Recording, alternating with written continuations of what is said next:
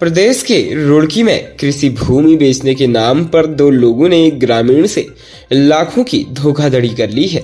Police ने तहरीर के आधार पर दोनों पर धोखाधड़ी का केस दर्ज कर लिया है। साथ ही मामले की जांच शुरू कर दी है। गंगनहर कोतवाली पुलिस को रावली महदूद रोशनाबाद निवासी शौकीन ने तहरीर देकर बताया कि कुछ दिन पूर्व माधोपुर गांव निवासी तनवीर आलम और सादिक अली से उनकी मुलाकात हुई थी। उक्त लोगों ने बताया था कि माधोपुर गांव में उनकी कृषि भूमि है और वह उसे बेचना चाहते हैं। इस पर वह कृषि भूमि खरीदने के लिए तैयार हो गए। साथ ही गांव पहुंचकर कृषि भूमि देखी। इसके बाद कृषि भूमि का सौदा 14 लाख रुपए में तय हुआ।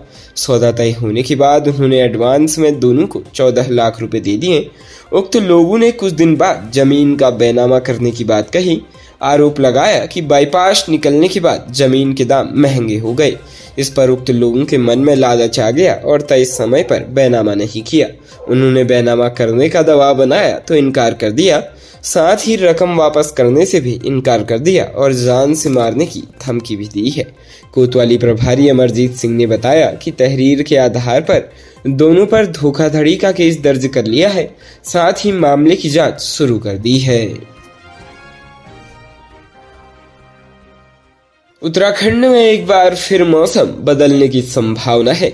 मौसम विभाग ने शुक्रवार से कई जनपदों में बारिश एवं बर्फबारी का पूर्वानुमान जारी किया है। मौसम केंद्र के निदेशक डॉक्टर विक्रम सिंह ने बताया कि 22 और 23 दिसंबर को पश्चिमी विक्षोभ का असर दिखाई देने की संभावना है।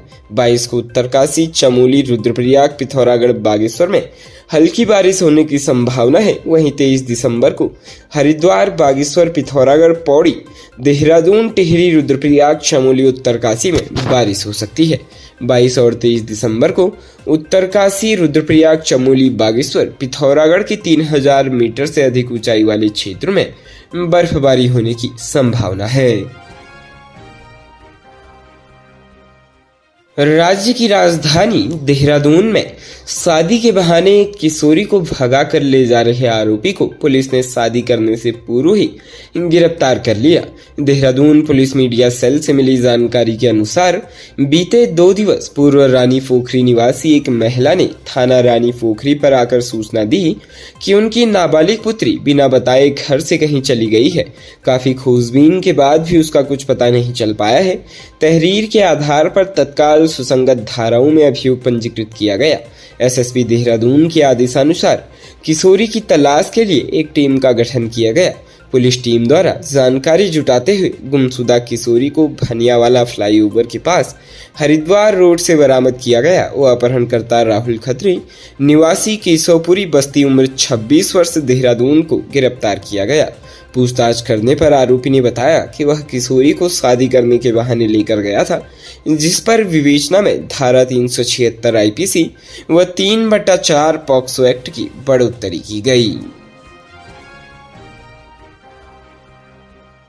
उत्तराखंड राज्य मंत्रिमंडल की बैठक को लेकर अपडेट आ रही है।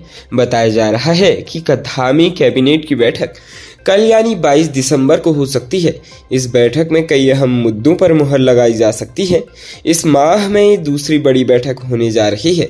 इससे पहले ग्लोबल समिट के लिए कई बड़े फैसलों पर सहित कई प्रस्ताव किए गए थे। अब इस बैठक पर सबकी निगाहें टिकी हुई है। बताया जा रहा है कि कैबिनेट की बैठक सचिवालय स्थित वीर चंद्र सिंह गढ़वाली सभागार में 11:30 बजे मुख्यमंत्री पुष्कर सिंह धामी की अध्यक्षता में होगी। इस बैठक में श्रीनगर मेडिकल कॉलेज के कर्मचारियों का नियमितीकरण, डॉक्टरों के बॉन्ड की समस्त जिम्मेदारी, स्वास्थ्य परिवार कल्याण विभाग से चिकित्सा शिक्षा विभाग का प्रस्ताव, PPP मोड पर चल रहे अस्पतालों के भुगतान के प्रस्ताव आ सकते हैं। वहीं बताया जा रहा है कि PRD के जवानों की रिटायरमेंट की आयु 50 वर्ष से बढ़ाकर 60 वर्ष करने की तैयारी है। इस संबंध में सेवा नियमावली में संशोधन का प्रस्ताव तैयार हो गया है। खेल एवं युवा कल्याण मंत्री रेखा आर्य ने सेवा नियमावली में संशोधन के प्रस्ताव की पुष्टि की है। माना जा रहा है कि यह प्रस्ताव आगामी कैबिनेट की बैठक में अनुमोदन लाया जा सकता है। उत्तराखंड के भीमताल में हिंसक वन्यजीव के हमले में जान गंवाने वाली तीनों महिलाओं के परिवार के एक सदस्य को वन विभाग की तरफ से नौकरी पर रखा जाएगा और वन्यजीव को जल्द काबू में लेने के आश्वासन के बाद ग्रामीणों ने अपना धरना वापस ले लिया है। वन संरक्षक बीजूलाल टीआर ने खुटानी बैंड पहुंचकर आंदोलनरत ग्रामीणों को समझाया और हिंसक जानवर के पकड़े जाने तक घर में सुरक्षित रहने को कहा। नैनीताल जनपद में भीमताल के समीप पड़ने वाले अलचौना और मलुआताल गांव में 3 महिलाओं पर हमला कर जान से मारने के आरोपी हिंसक वन्यजीव को नियमानुसार कब्जा करने की मांग को लेकर आज आक्रोशित ग्रामीणों ने खुटाई चौराहे पर जमकर आंदोलन किया। विभाग के अधिकारियों की मौजूदगी से बिगड़ती हालत को देखकर वन संरक्षक बीजूलाल टीआर खुटानी पहुंचे और उन्होंने आंदोलनरत लोगों से बात की।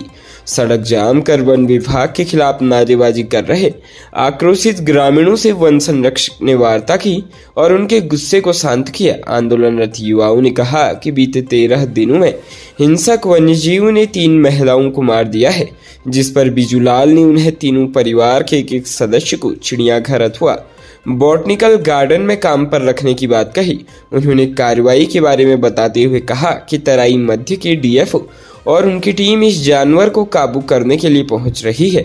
उन्होंने ये भी बताया कि हिंसक वन्यजीव को काबू करने के लिए 4 अतिरिक्त पिंजरे लगाए जाएंगे। आश्वासन के बाद आंदोलनकारियों ने अपना धरना वापस ले लिया। खबरों में बने रहने के लिए धन्यवाद। खबरों से प्रकाशित रहने के लिए कुमाऊनी कुटुंब को सब्सक्राइब करना न भूलें तथा खबरों को शेयर कर सहयोग प्रदान अवश्य करें।